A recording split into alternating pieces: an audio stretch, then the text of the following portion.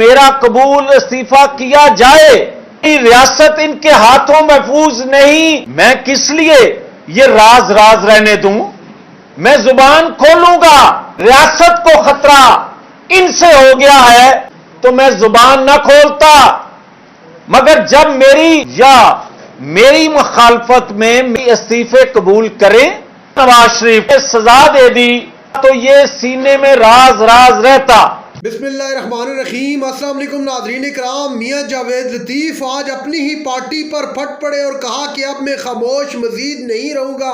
اس سے پہلے بھی میاں جاوید لطیف کہہ چکے ہیں کہ اس الیکشن کے اندر ہمارے پاس مینڈیٹ نہیں تھا، ہمیں زبردستی یہ حکومت تھمائی گئی ہے، پورے کے پورے ملک کو ہلا کر رکھ دیا جاوید لطیف کے اچانک اس اعلان نے۔ آپ ویڈیو دیکھیے پھر اس پر بات کرتے ہیں۔ ریاستی اداروں میں بیٹھے لوگ اگر آج بھی بے نقاب نہیں ہوں گے، 9-10 مئی کے سہولت کار اور اداروں میں بیٹھے لوگ بھی اور سابق جو ہو گئے ہیں وہ سب مل کے یہ ساری پلاننگ کر رہے تھے، اگر میری جماعت کی حد تک ہوتا تو یہ سینے میں راز رہتا تو میں زبان نہ کھولتا، مگر جب میری ریاست کو خطرہ ان سے ہو گیا ہے، جب میری ریاست ان کے ہاتھوں محفوظ نہیں میں سمجھ رہا، تو پھر میں کس لیے یہ راز رہنے دوں؟ میں زبان کھولوں گا۔ کیا پاکستان کے انٹیلیجنس اداروں کے علم میں نہیں ہے کہ 9 اور 10 مئی کو کس ادارے میں بیٹھے شخص نے اس کے لیے سہولت کاری کا رول ادا کیا؟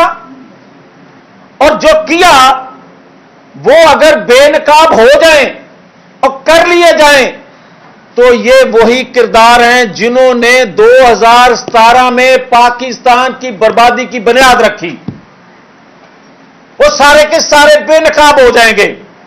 شاید اس لیے ان کو بے نقاب نہیں کیا جا رہا، 9-10 مئی کے واقعے کے کرداروں کو بے نقاب اداروں میں بیٹھے لوگوں یا ایکس لوگ جو ہیں ان کو کر دیا جاتا۔ کئی لوگ یہ سوچ رہے ہیں کہ 2017 کے کردار بھی کہیں بے نقاب نہ ہو جائیں، اب کرنا پڑے گا۔ اب اگر یہ ادارے گناہگار نہیں ہیں، اداروں میں بیٹھے لوگوں کو بے نقاب نہ کیا تو لوگ اداروں پہ انگلیاں اٹھا دیں گے۔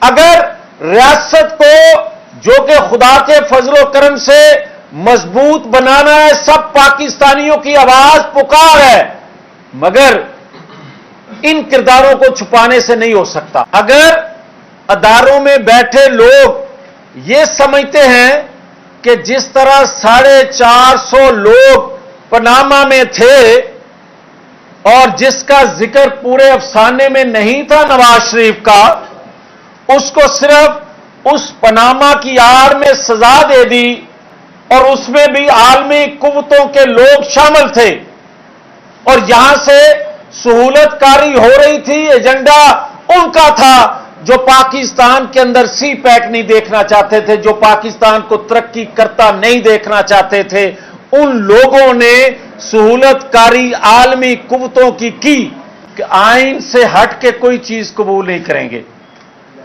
اور پاکستان مخالف قوتوں کے اعلی کار پاکستان کے اندر جو بنے ہوئے ہیں اور جو مرکزی کردار ہے، اور کبھی یہ سنا ہے آپ نے کہ کوئی بلوائی، کوئی دہشت گردوں کا گروہ، اس کا سربراہ جو ہے وہ خود جا کے آپریشن کرے؟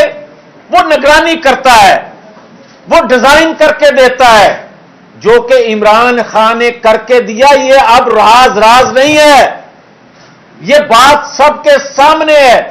اور جو بات ہمیں کہی جاتی ہے کہ جناب یہ پاکستان میں ہو رہا ہے، مگر دنیا میں کہیں نہیں دیکھا کہ وقت کے قاضی جو ہیں وہ کسی کی خواہش کے مطابق کبھی استعفے قبول کریں اور کبھی اگلے لمحے کہیں کہ ان کی خواہش نہیں ہے لہذا استعفے واپس۔ کبھی وہ اسپیکر کو दे के आए इस्तीफा और जोर दें कि मेरा कबूल इस्तीफा किया जाए। ये जो आइन कानून बनाती है पार्लियामान, ये दूसरे अदारों का काम नहीं है कि वो रीराइट करे आइन को, कानून को, जो बार बार किया जा रहा है।